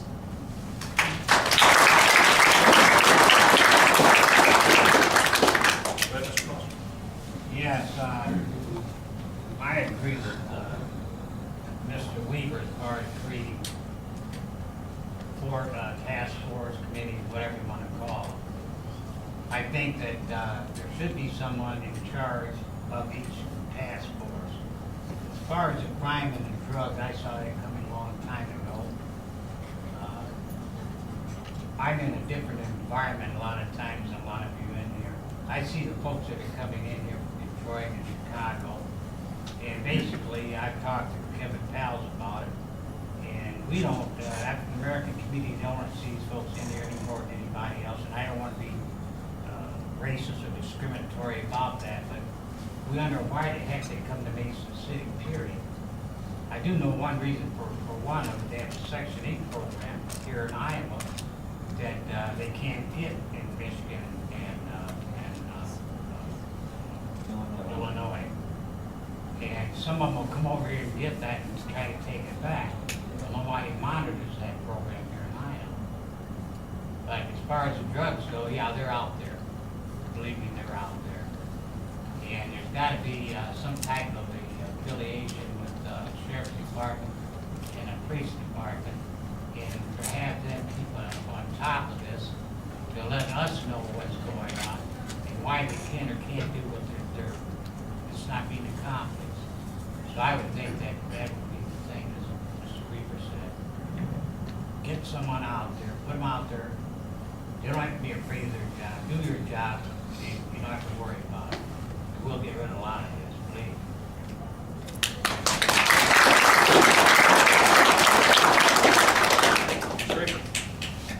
First of all, I totally agree with Mr. Foster and Max Weaver there.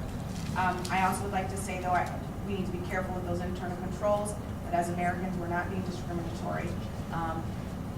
We want to welcome people here, but at the same time, as an American, to hold them to the same laws that you and I are held to. And so we don't want to miss out on good families based on things that we've heard or might know or not know, but at the same time, if things are going on that are not conducive to law-abiding as citizens, then absolutely, we want something in place that says this should not happen, and for the laws and powers to be for them to answer to, whether it be, fines or whatever that should be. But I do think that we need to make sure, even on our side, that we have internal controls in place, that we don't set people up that now we're the power to answer to. And so if we don't like you or how you look or what you look, we're not going to let you into our city. I wouldn't want to do that either. So I think the task force are a good idea, and with someone to answer to, but yet that we're being fair to all the citizens.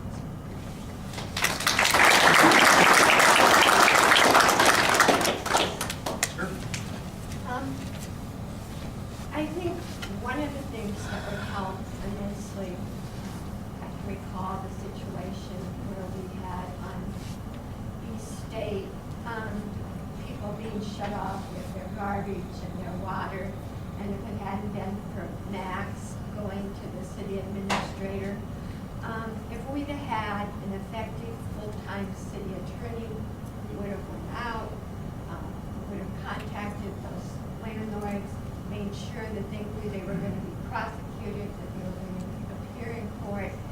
Right now, we have 2 part-time city attorneys. Nobody knows exactly who's responsible for what. We don't have a city attorney coming to council meetings. We need to have an effective, I lived in Mankato, Minnesota. There was an apartment complex going up for college students. Before it was ever built, there were electrical problems. The city attorneys, you can be sure that our inspectors will be out there all the time looking at that building. I'm out there all the time, making sure that everything that's going to go into that building will be up to code. I think we need to have that central source where people can go to for the landlords and for the tenants. And also, as we said, it needs to be a community problem. It doesn't do any good to hide ourselves. You can't hide your dirty linen in a community. If we have the problem, we need to address the problem. We need to involve the community and have what Matt said, a task force. And we need to concentrate our efforts on it. It doesn't do any good to sweep it under the rug.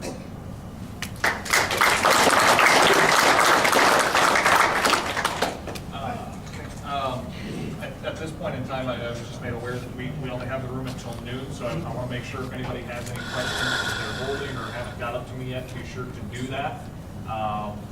And so I just want to make sure to make that announcement because we want to make sure everybody gets their questions in. Next question here for Mr. Simmons.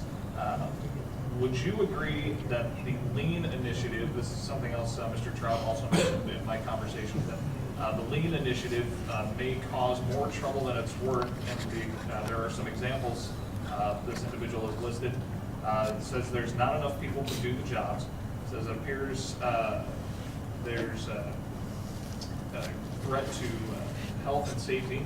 It says enjoyable employees injured at the dog park. Injuries may be permanent. This says the city has lost 20 employees by attrition. The lean, Due to the LEAN initiative is how I take that. I'm not even sure what the lean initiative is. Okay. To be 100% honest. Okay. Well, could you maybe address maybe what you might do or how you might address these examples? Well, I've heard, you know, some of the stories, you know, I'll stand up for you guys.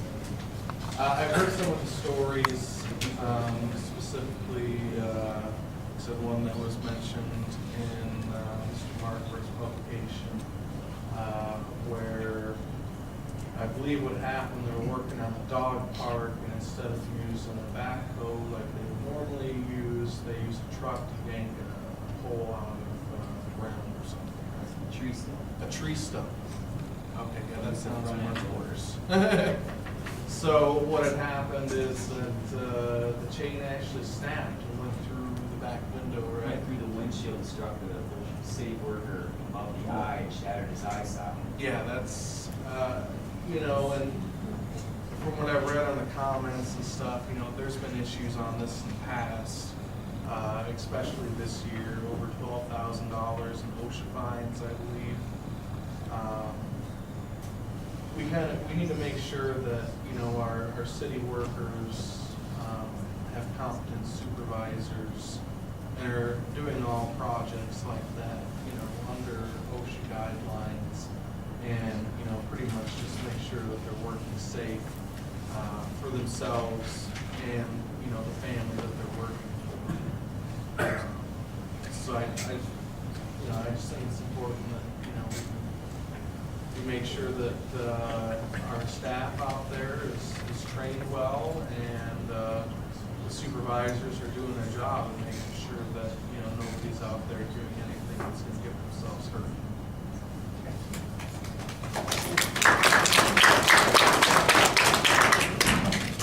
The next card just has a comment that they have questions for all of the incumbents, but they're not here. And that leads to the next question, and this one's directed directly towards Mr. Weaver. It says, in your opinion, why the empty seats in today's war? Why the empty seats? Well, they're scared to meet the public. It's real simple. They don't want to take any questions from the public. They want to be asked. They've tried to lump us all in together. I don't think, let me explain this to you. Quinn, I don't think I've talked to you maybe one time here in the last 2 months while the campaign. I think we said hi somewhere or what. Leonard Foster, your wife passed away, Mary Ann, last Thursday. I showed some support for you, talked to you twice in that period. We never talked politics. Jody Draper, you've got your own campaign committee. You're doing what you need to do over there in that board. Cheryl, I think we shared a conversation the other day about, you asked me if there's going to be debates.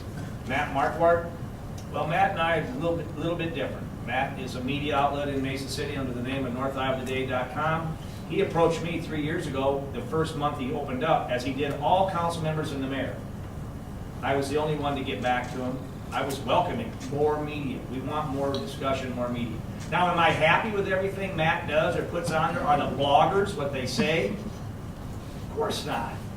That's just a part of our society, but I know how to compartmentalize that. I know how to understand that. I've got the thick skin and the leadership and the experience to lead you. It's obvious they don't. They're not here because they're too sensitive. They're not here because you are not part of the game plan. They're not here because they don't consider you really the fabric of the community. They're content with representing 10 to 15% of you. And I can go on further and further and connect the dots for you to show you what I'm talking about, how they pick and choose who they want to help and don't want to help and bring forward. If you look at the boards and commissions Mayor Bookmeyer has put together, it's buddies, it's friends. It has nothing to do with lining people up with their interests. Like I said to Frank Pearson, Frank would be an excellent candidate to serve on a committee that addressed cultural issues and crime in our community. That's not what Eric's done. 2, if you go on the internet and read the North Iowa Corridor Economic Development, 17 members, 1 woman. No ethnicity at all. No representation. Nobody from labor. That's what's going on, is resume building. Whether it's lean or whether it's some other objective, blue zones, anything, it's all about resume building. Some of the council members want to further their cause in the politics, would like to represent you in the State House. There's even been talk of one person who wants to be governor. Good luck with that. No, I want to say this. The team building that they've done and they've accused us of, there's no team building here. We're as different as night and day right here. And I hope we showed that to you today. If you look amongst yourselves right now, I'm talking to the choir basically. Not even their supporters showed up today. There's a division in this community, and I'm not kidding you folks. It's like the facade program uptown. They're taking care of everything on the outside, but how healthy and how well is the businesses on the inside?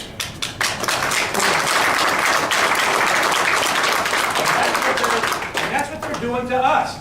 If you could give themselves, in the last 2 years, 1 more award, I've never seen so much accolation. The awards are coming out of the woodwork. The national awards for this. Brent Willett got a national award. Changed his title. Now he's the CEO. Best community, one of the 10 best downtowns in the world.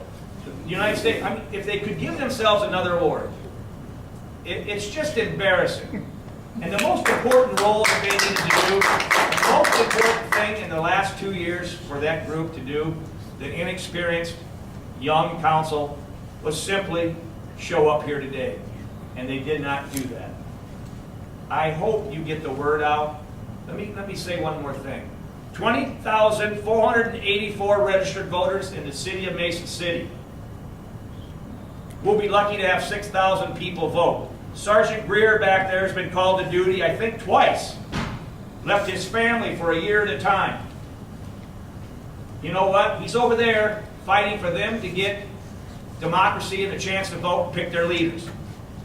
But yet in Mason City, 16,000 of us will not vote.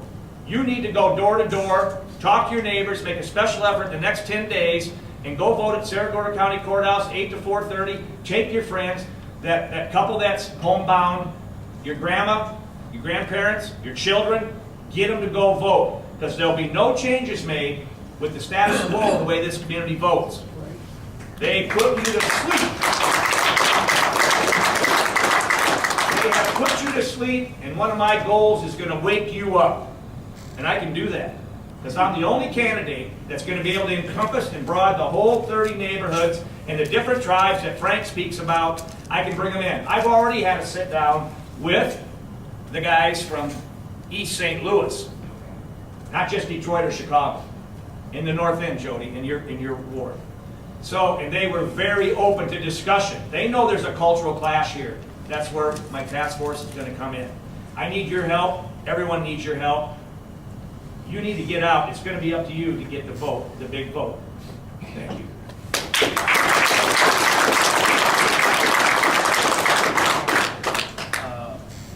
Mr. Markwood, I ask you to comment on this situation here. This is just a comment, but if you would comment on this as well.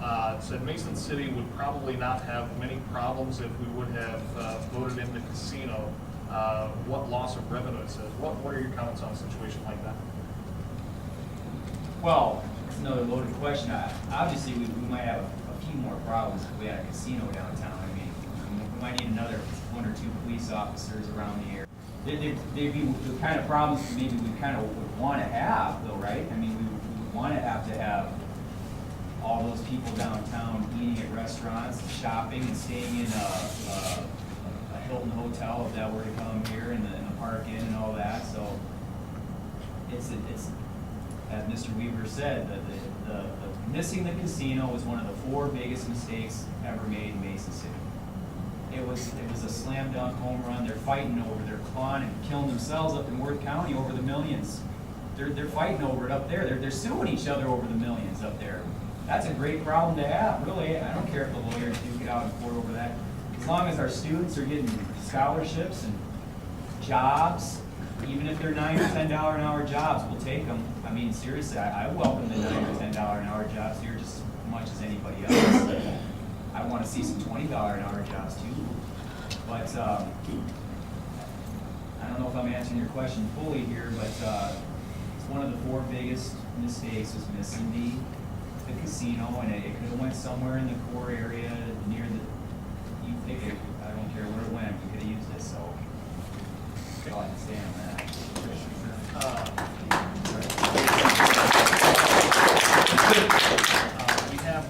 We have very limited time remaining, and we want to make sure we have time for closing comments. So this next question I'll just pose to the last 3 on the panel here. That will, if that's fine with you, and have you move quickly through it if you would.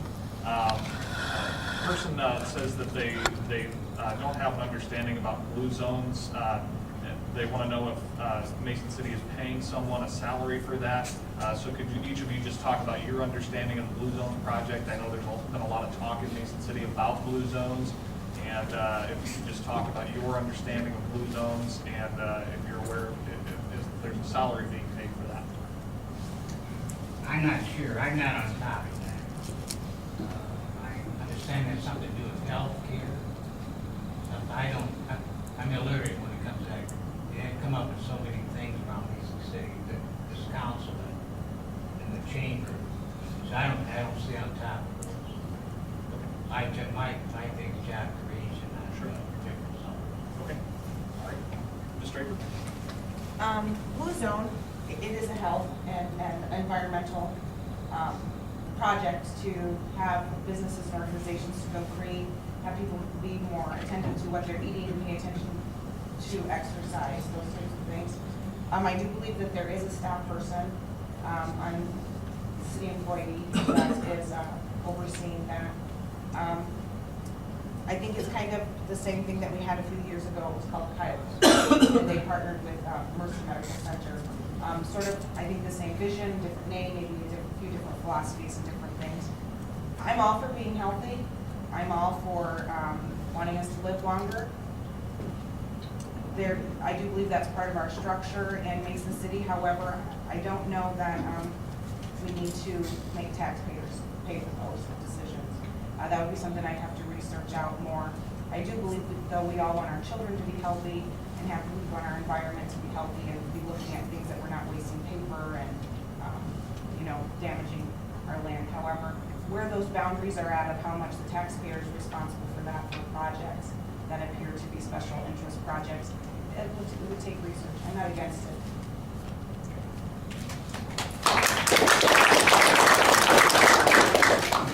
I believe that there are several people employed. I know that one of the city employees has been given leave, which I find somewhat interesting that the volunteer coordinator is given leave to take this position. I know that there's several outreach workers who I'm sure are getting salaries. It's my understanding that there's supposed to be some private contributions. I've heard them talk about Mercy making contributions, some other people making contributions. I think it's great, but people don't generally respond, and that's kind of like Mrs. Obama's cafeteria choices. It's kind of odd that certain of the people who are the leaders of it, for example, I would think cigarette smoking, and yet you can see all the cigarette butts that are all over Central Park. Actually, those are $100 fine for you can see ordinance. So it's kind of do as I say, but not as I do. And I think it's something that perhaps should be reviewed after a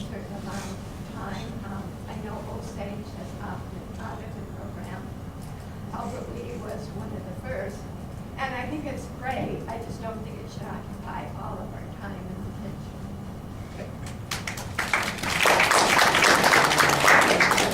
So with that, then we'll go ahead and we'll offer each of the candidates some closing comments. Again, we have the room until noon, which is only a few minutes away. That's so. pretty flexible, Sean, believe me. Okay. So we'll just ask you to keep it brief, but go ahead and get your point across. Well, I want to thank everybody for showing up.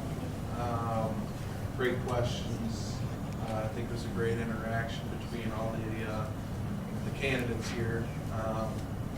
Wish that the incumbents had the time to show up today. But you know, I'm hoping that we get some good out of this. You know, some information out, and that everybody votes for the right person at the end of the day.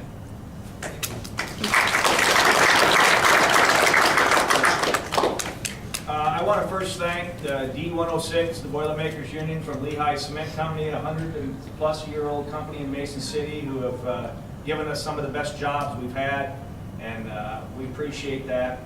Also, I want to thank Mayor Sean Dietz for coming up, taking the time out. I know you have a young family and you're busy too. And I understand he's going to be at the Prime and Wine at 6:30 Monday night, this coming Monday night, the 28th. Please come and fill that room. Maybe they'll be there. Maybe they'll hear about this. KAL, I want to thank them for showing up.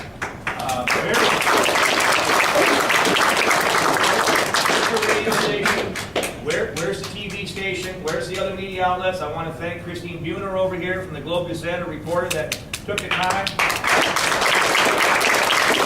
Christine, I wanted to say to Howard Query and John Skipper that we appreciate them sending you over. I'm sure you didn't do it on your own. You got permission. I also want to thank Jeff Hines, who came here earlier and took some photographs. Any media stuff that we can get, that you can get to help elect good candidates. Also, I want to remind everybody again, the following night, Tuesday night, at the United Grace Methodist Church, there has been a cattle call put out from that partnership in the North End to come. Everyone's invited. Fill that up too. You might really get to see the incumbents show up there, because that is friendly territory as far as the partnership goes. So those are things you can do, and I'll be holding another listening post, my 17th opportunity to meet the public. I think I'm the only candidate that's making an effort to meet you and get your ideas. This Thursday night coming here at the library. That's Halloween night. We'll give out some treats. We hope you show up there. In closing, I just want to say this. This is where my experience, and you guys know, whether you're just starting a job, starting out in life, starting a marriage, starting a parent, experience counts. Experience matters. And I can deliver that. I've got over 30 years experience in this community. Nobody knows this community as well as I do as an elected official. Nobody. And I'll put that up against our police force, fire department, neighborhood specialists, because I live here and I care about it. And I've taken the time to understand it and all the people in it. And I love that. I'm invested in this community emotionally and politically. Here's what I want to say to you. It really comes down to Mr. Bookmeyer and myself, the 3 Ds. His major campaign 4 years ago was based on his 3 Ds. Diligence, decorum, and discipline. Mayor Bookmeyer, if you were here tonight, I'd give you 2 more Ds. Disrespectful, and you disappeared.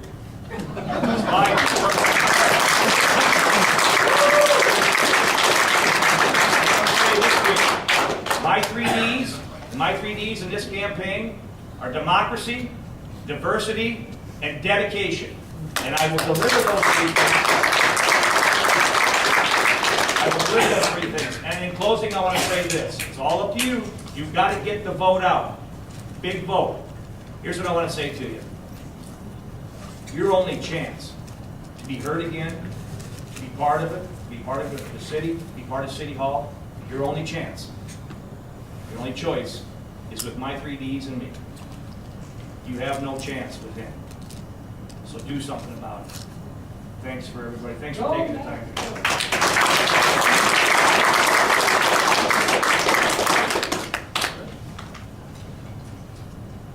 Well, I just want to thank everyone again for coming. It's been a real pleasure to to be here and see all the good people in Mason City come out and show interest in our local government.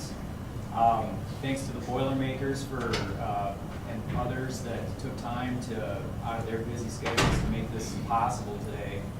It's because you care about Mason City that the other voices in the community that have taken the time to step forward and run and put their lives on hold to go through this campaign, and we get a chance to address you. So it's great to see all of you. Sean, again, great job.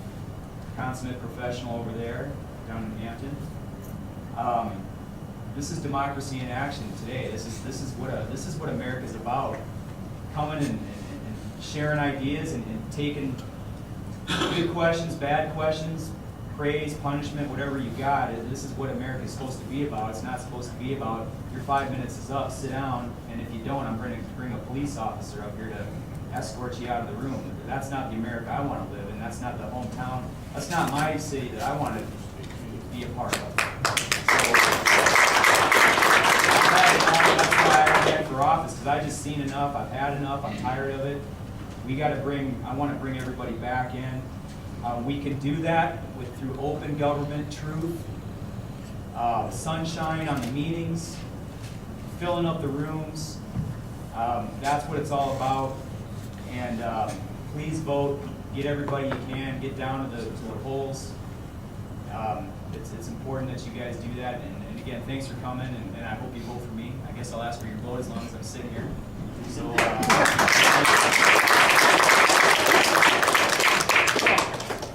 Yes, I think, as they say, I think everyone in here knows me. Maybe not everyone, they've seen me before. And I think you have a strong set of people up here at this table. You're a heck of a lot better than what you have right now. There is no deceit. There's another word we should have. We can keep going. That's what they should add to their footage.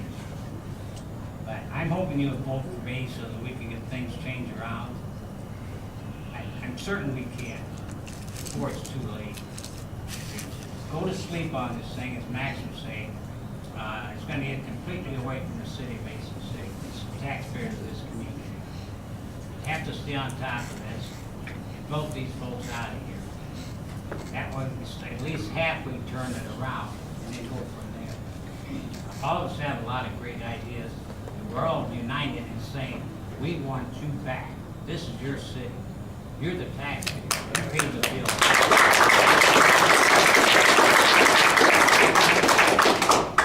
So please get your friends and family and everyone you know of to get out and vote. We need your vote. Thank you.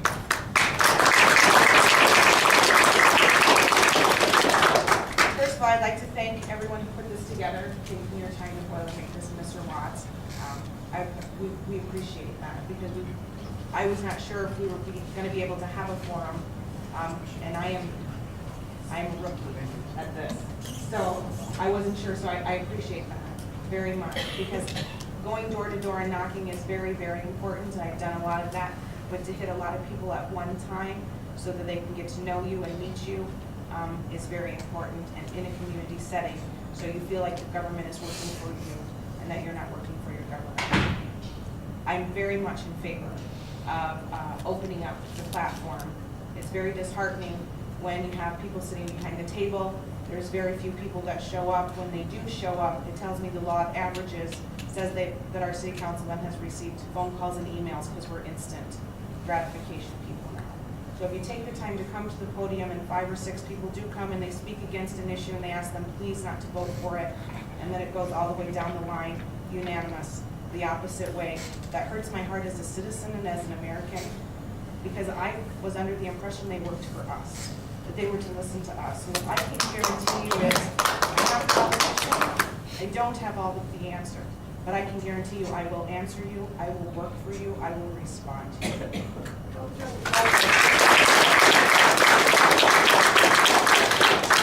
First of all, I want to say how gratified I am to see all of you here participating in government. Great questions, and I'm so gratified that on a busy Saturday morning that you've taken time really responsive this. This is democracy in action. I want to encourage all of you to vote and participate in the government. It's our privilege, and as Max has said, it's what our servicemen have fought for. And I really appreciate this opportunity to get to know you. And I think what we all need to do is to become a community here in the city. And I'm so gratified to see your interest in government and to see you here today. And I think a great deal of thanks goes to all of you for being so involved as citizens.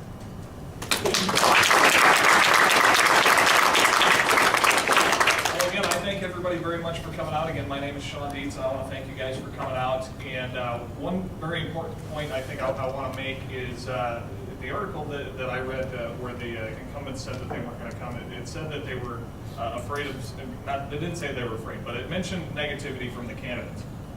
I didn't hear negativity from the candidates, and that's one thing that I was looking for. I heard some concerns, certainly from the crowd, about the incumbents not being here. But I didn't hear a lot of attacks from the candidates, and I think it's very unfortunate that they didn't show up. Hopefully they do show up Monday night, and I encourage all of you to show up Monday night as well.